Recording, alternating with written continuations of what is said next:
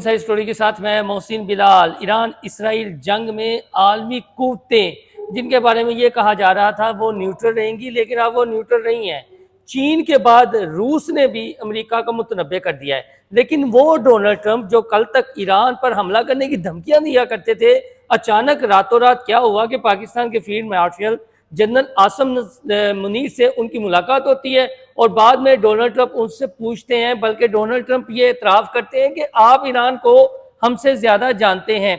अब एक बुनियादी सवाल यहाँ पर यह पैदा होता है कि और कितने दिन जो सुहूनी रियासत है, दहशतगर्द रियासत है इसराइल, वो कितने दिन ईरान के मिसाइलों का सामना कर सकते हैं, क्योंकि उनकी जो अवाम है वो घबरा गए हैं। अभी तो 5-6 दिन हुए हैं। तो सीनियर सहाफ़ी जवाद रिजवी साहब मेरे साथ मौजूद हैं।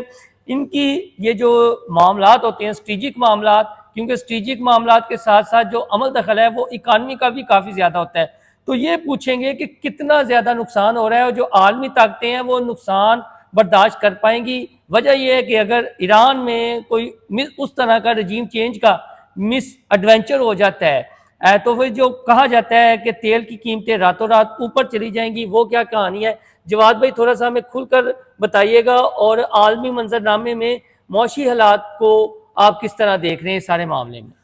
शुक्रिया मोहसिन। सबसे पहले एक बात तो ज़हन नशीन कर लें कि जो बुनियादी फ़र्क है वो मुसलमान और यहूदी में, मुसलमान मरने से नहीं डरता, ख़ास तौर पे जंग में उसको पता है वो मर नहीं रहा, शहीद हो रहा है। और दूसरी तरफ यहूदी जो है उसको खौफ है। यहूदी दुनिया में सबसे ज़्यादा खौफज़दा कौम है जिसको मरने से सबसे ज़्यादा डर लगता है, क्योंकि यहूदी कौम सबसे छोटी कौम है। अगर हम उनको नंबर्स के ऊपर जाएं तो छोटी कौम है और वो बड़ी मुश्किल से, जिसे कहते हैं तोड़ तोड़ के, जोड़ जोड़ के, अब वो इस 1.5-2 करोड़ की आबादी पे पूरी दुनिया में पहुंची है, इससे ज़्यादा नहीं है वो।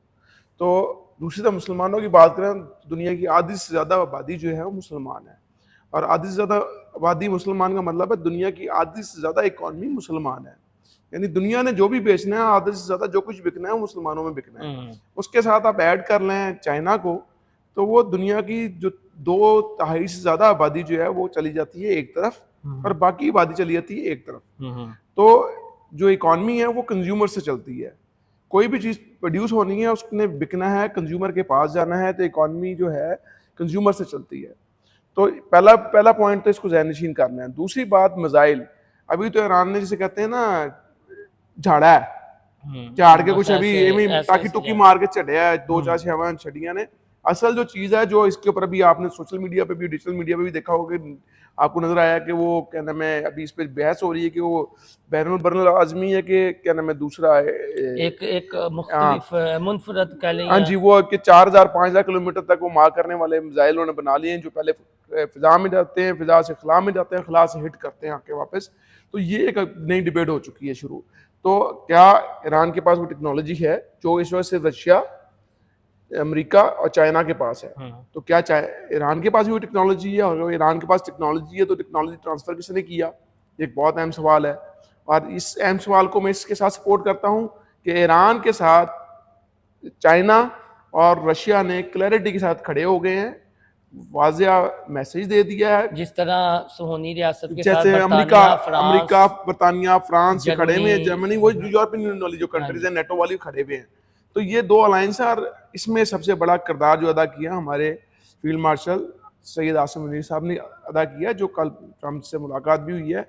और मेरे ख्याल में चीज़ें अब स्टेप बैक होना शुरू होंगी और चीज़ें बेहतरी की तरफ जाएंगी, क्योंकि ये चीज़ मैसेज क्लैरिटी के साथ जा चुका है। इसमें एक और बहुत बड़ा फैक्टर है कि जो हमारा ईरान है, उसने एक बहुत बड़ा इशू है कि उसने क्या एटम बम बना लिया है, और ईरान बार बार ये कह रहा है कि हो सकता है कि ईरान इस सारे कॉन्फ्लिक्ट के अंदर अपना जो टेस्ट है वो कोल्ड टेस्ट की बजाय डायरेक्ट हॉट टेस्ट कर देगा एटम बम का। आज तक हिस्ट्री में हॉट टेस्ट हिरोशिमा नागासाकी पे हुआ था, दूसरा हॉट टेस्ट ये हो जाएगा। भाई ये इकोनॉमी और मैं उसी की तरफ जा रहा हूँ, इकोनॉमी के ऊपर। अब इशू ये है कि यहाँ पे तो बात आ गई, पहली बात आ गई जंग का नक्शा क्या है।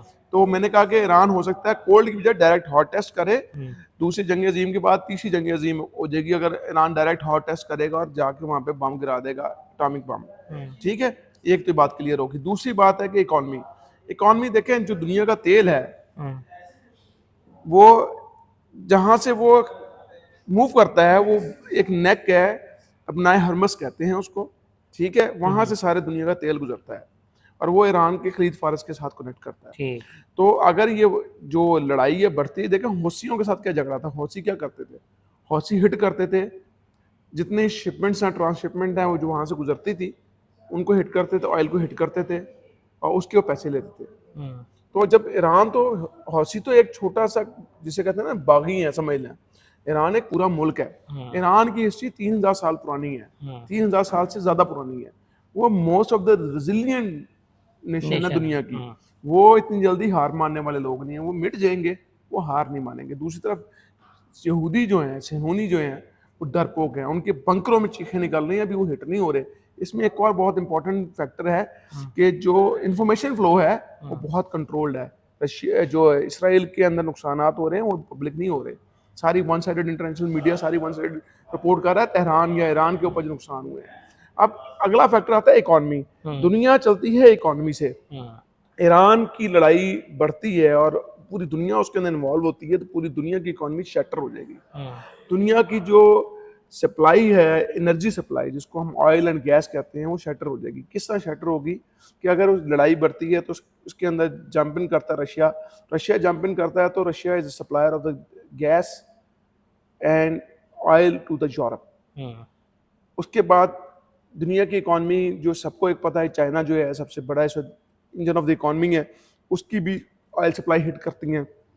तो वो जो सस्टेनेबिलिटी ऑफ द बिजनेस है वो क्वेश्चन हो जाएगी। अच्छा, इसमें एक और फैक्टर आएगा कि प्रोडक्शन तो अगर हो भी रही होगी तो शिपमेंट नहीं होगी, वो किधर जाएगी? बेसिक जो सोर्स है। हाँ जी, आपने चीज प्रोड्यूस कर ली। दो चीजें होती हैं, एक चीज का बनाना और दूसरा चीज का तरसील करना। तरसील करना बिल्कुल बड़ा बन तो गई, तरसील कैसे होगी? अच्छा, इसमें एक और फैक्टर है। चलें, चाइना जो रीजन है इसमें कनेक्टेड है, उसकी शिपमेंट्स फिर भी चली जाती हैं किसी ना किसी तरीके से लैंड रूट्स के ऊपर। सी रूट्स के इंगेजमेंट्स कम होती हैं, अपनी सी को सेव करके ले जाता है, पहुंचा देता है। लेकिन जो यूरोप और अमेरिका वो किधर जाएगा? उसकी शिपमेंट्स कैसे जाएंगी? उसकी जो क्या नाम है ट्रेड होगी वो किस तरह होगी? क्योंकि इकॉनमी ट्रेड एंड प्रोडक्शन का नाम है। प्रोडक्शन आप समहाउ मैनेज भी कर लेंगे तो उसको ट्रेड कैसे करेंगे? मेरा अमेरिका फिर कूदने का रिस्क लेगा? नहीं, मुझे नहीं लगता कि अमेरिका इस पोजीशन में है कि वो इसके अंदर डायरेक्ट जंप इन करे, क्योंकि अमेरिका पहले चाइना से जो टैरिफ वार है उसमें मार खा चुका है।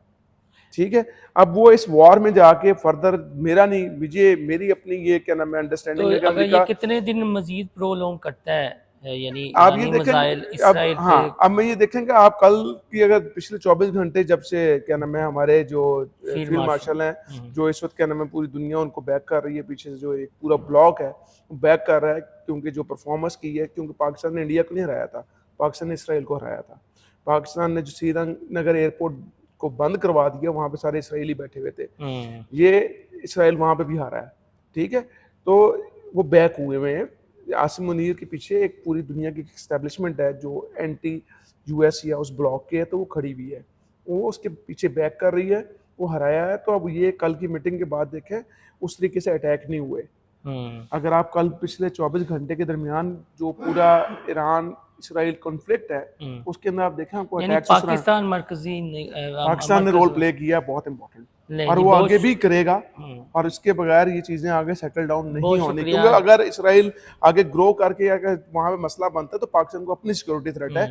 ईरान में अगर पहुंचता है इसराइल तो पाकिस्तान के इमीडिएट नेबर पे होगा, तो फिर चाहो ना चार पाकिस्तान को भी वो काम करना पड़ेगा जिसके लिए पाकिस्तान हमेशा कहता है कि हमें रिटेलिएट करना। पाकिस्तान ने एटम बम बना के शुक्रिया जी। जवाद रिजवी साहब सीनियर सहाफ़ी हमारे साथ मौजूद थे। इकॉनमी और ये जो जंग है, अब आप ये देखिए कि आखिर में ट्रंप एक बिजनेसमैन है, इधर चाइना है, फिर रूस है, तो ये जो आलमी ताकतें हैं वो जो कहा जाता है कि तीसरी आलमी जंग का आगाज़ हो जाएगा, फ़िलहाल उसके आसार जो हैं वो फील्ड मार्शल आसिम मुनीर के दौरे के बाद, ट्रंप से मुलाकात के बाद थोड़े से मधूम हो गए हैं, लेकिन आने वाले दिनों में मजीद हम देखेंगे। मेरे ख्याल में वो खत्म ही हो गए हैं, ये बहुत बड़ा और इसराइल ये 10 से 15 दिन अगर मजीद ईरान जो है वो जो उसने जा रहा है अभी बस टाकी इसराइल ने प्रोलॉन्ग कर सकता है, इसराइल के लिए बड़ा मुश्किल है। इसराइल के F-35 ये हमारी ख्वाहिश नहीं है, ये एक हकीकत पसंदाना तबसरा है। अपनी राय जरूर दीजिएगा। अल्लाह हाफिज़।